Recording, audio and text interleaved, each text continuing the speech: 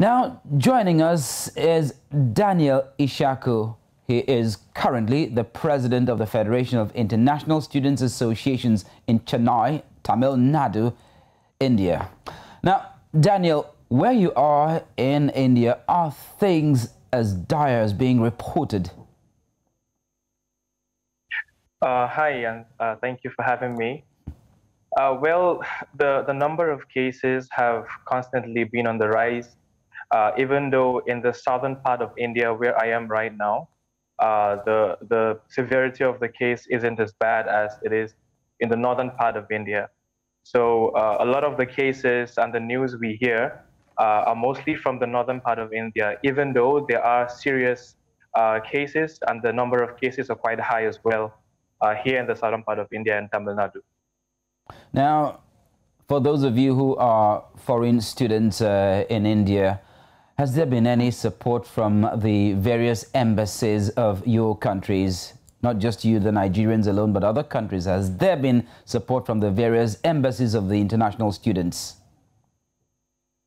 As a matter of fact, that has been our great desire to hear from the embassies. But to be honest with you, we have not received any call, any email, or any assistance of such from any of the embassies at all so far till date.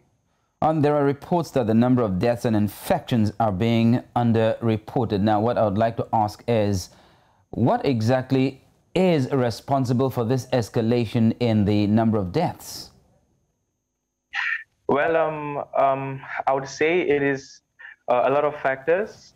And one of the major factors that I have personally observed is the nature of living over here in India.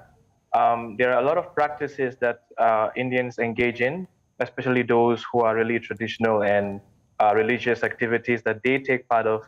And I believe that is the major cause for this huge rise in the number of cases. So a lot of festivals have taken place in India in the past couple of weeks.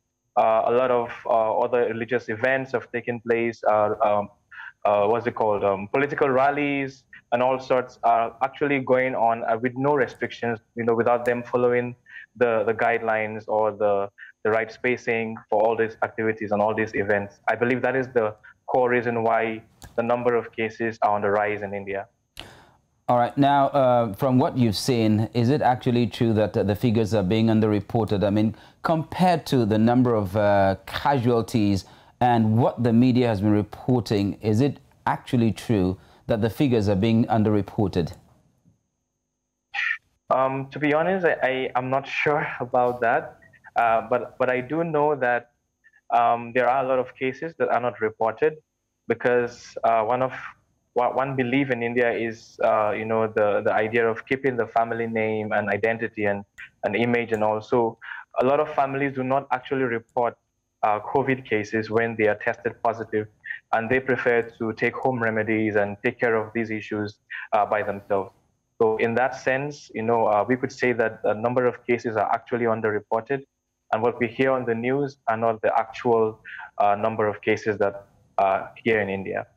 Well, then I would like to ask you, Daniel, to stay safe and ensure that you take the necessary precautions in order not to become a statistic yourself. Thank you very much for joining us. Thank you. Thank you so much.